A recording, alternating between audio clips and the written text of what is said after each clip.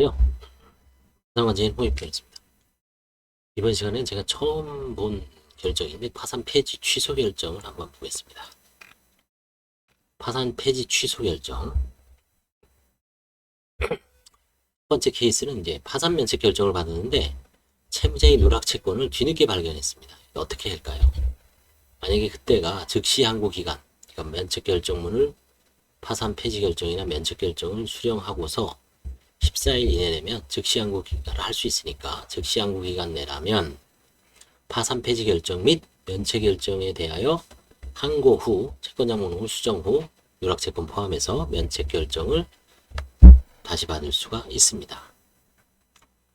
기간이 남아 있을 때 얘기죠. 두 번째, 이 내용을 이제 제가 유튜브에 올렸죠. 옛날에 어떤 법무사님이 한번 물어봐서 이런 식으로 답변을 했는데 이 유튜브에 올려서 그 내용을 그대로 따라해서 어떤 분이 최근에 이제 부재를 받았다고 문자가 왔습니다.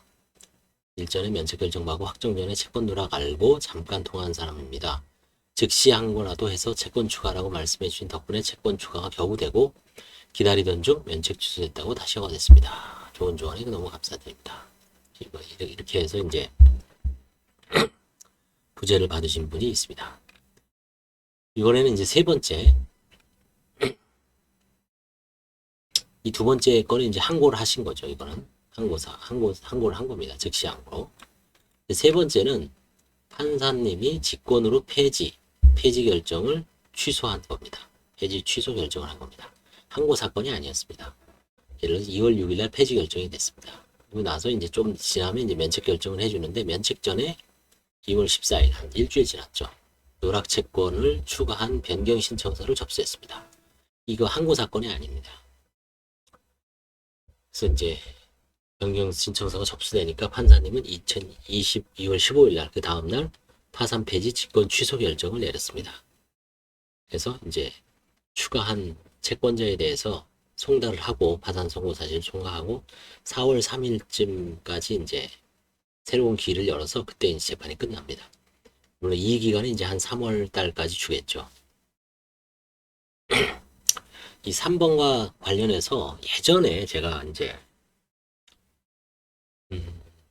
그때는 이제 이런 누락 채권은 아니고 송달 문제가 있었을 때 관제인한테 이제 즉시 항고를 해달라고 판사님한테 연락받은 적이 있습니다. 14일 기간 이내니까 파산 폐지를 없애고 그때 이제 아마 직권으로 하긴 뭐 하셨는지 그걸 보면 직권으로 할 수도 있지 않을까 싶습니다. 민사소송법 조문은 446조입니다. 채무자회생법은 33조고요. 결국 이제 누락 채권이 간혹 있죠. 누락 채권은 파산 면책 절차가 끝나기 전까지는 발견되면 결국은 다음과 같은 세 가지 방법으로 시정을 할 수 있습니다. 누락 채권 발견 시 단계적 팁에 대해서 한번 보겠습니다. 첫째, 면책 결정 전이라면 채권자 목록을 수정 신청이 얼마든지 가능하죠. 법원의 허가를 받아서 파산 절차에서 채권자 목록 수정 변경 신청을 하면 받아들일 가능성이 높습니다. 그러면 법원에서는 채권자한테 송달을 하고 그 송달 채권자의 이의를 기다렸다가 특별한 문제가 없으면 면책 결정을 하죠. 이의가 있더라도 뭐 특별히 문제가 없으면은 이의사유상 면책받는데 큰 지장은 없습니다. 그래서 면책 결정 전이라면 채권자 목록 수정이 얼마든지 가능하다. 두 번째, 이미 면책을 받았습니다. 그때 14일이 즉시 항고 기간 내려면 파산 폐지 결정 및 면책 결정 앞서 말했지만 두 가지에 대해서 즉시 항고를 하면 파산 절차에서 이제 수정을 하고 면책 그 채권자를 포함해서 면책 결정을 내려줍니다. 이거는 이제 14일을 지나면 못 안 되죠. 마지막 세 번째 방법이 있습니다. 이 두 가지 모두 그러니까 면책 결정 그러니까 즉시 항고 기간도 지나서 다 지났습니다. 안 된다면 최후의 수단으로 서울회생법원에서는 누락 채권에 대한 제도의 파산 면책 신청은 받아주자. 파산 면책 신청권의 남용이 아니기 때문에 이런 경우에는 제도의 파산, 두 번 다시 파산 면책 신청을 하는 겁니다. 이거는 면책 결정이 나오고 시간이 얼마 안 지나도 가능합니다. 극단적으로는 면책 결정 받고 한 달 이내에 깜빡 누락했습니다라고 해도 아마 해줄 것 같습니다. 그래서 세 가지 방법이 있다. 원래는 이제 누락 채권에 대해서는 기존 동영상을 보시면 자세하게 나옵니다. 누락에 대해서는 원래 면책 효력 확인 해소, 원래 항변으로 주장할 수도 있죠. 그 다음에 면책 효력 확인 해소를 제기할 수도 있고요. 청부 이의소로 다툴 수도 있고요. 강제 집행 방법에 대한 이의로 다툴 수도 있고, 이런 식으로 이제 채권자 목록 수정으로도 할 수 있고, 그 다음에 제도의 파산으로도 할 수 있고, 그렇죠?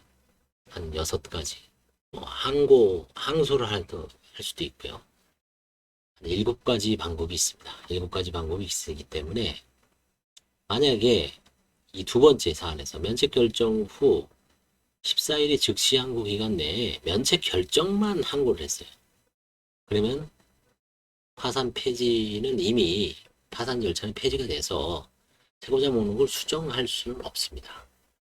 면책 결정에 대해서는 면책만 문제가 되기 때문에, 그래서 파산 폐지 결정에 대해서까지 즉시 항고하는 게 중요하다고 한 겁니다. 그러니까 그분은 이제 그걸 따라서 해서 이제 구제를 받은 거죠. 아무튼 누락 채권에 대해서는 발생 안 하는 게 가장 좋죠. 그래서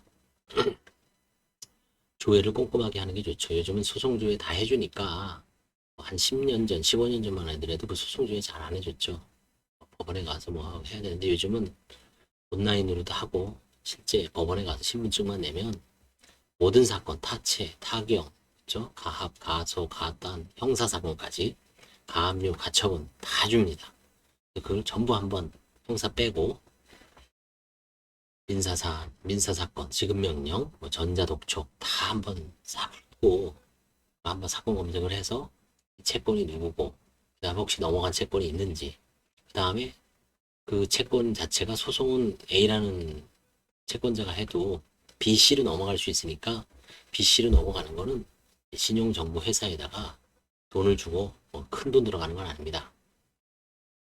채권자 목록, 채권자 뭐죠? 부채 증명서를 떼면서 해주죠. 그래서 보통 채권자당 한 10,000원 정도 하는 것 같더라고요. 10명 정도면 10만원 정도를 지급을 하면 채권 조회까지 해주죠. 신용정보회사에서. 그래서 그거를 해서 채권자 목록을 최대한 확보한 다음에 바로 파산 면책 신청을 하는 게 빨리 한다고 좋은 게 아니죠. 자, 그러면서도 혹시 누락된 거 있는지 계속 확인을 해야 됩니다. 그래서 최근에 우편물 날아온 것도 한번 꼼꼼히 보고요. 그 다음에 양도된 거 잘 챙겨야 됩니다. 그러지 않으면 면책 결정을 받고도 빠졌다고 뒤늦게 문제가 되는 경우가 많습니다. 간혹 있습니다. 그러면 사실은 열심히 해줬다 그래도 대리인들도 욕을 먹을 수가 있죠. 마치 잘못이 과연 누구한테 있을까 따져보면 뭐 원칙적으로는 본인이 책임을 집니다. 본인한테 있는 모든 자료를 뭐 대리인이 신이 아니죠. 대리인도 일정한 시스템에 의해서 움직이기 때문에 대리인이 소송조회까지 권유하고 신용조회까지 했는데도 불구하고 누락됐다. 그건 어쩔 수가 없어요. 그거를 했음에도 불구하고 거기서 빼먹으면 대리인 실책이죠. 실책이죠. 그거는. 근데 요즘 뭐 소송조회, 신용조회 다 하죠. 법무사, 변호사 뭐 다 하기 때문에 거기서 누락되는 경우는 극히 드물죠. 그래서 누락 채권에 대해서는 다시 한번 신경 써주시기 바랍니다. 감사합니다.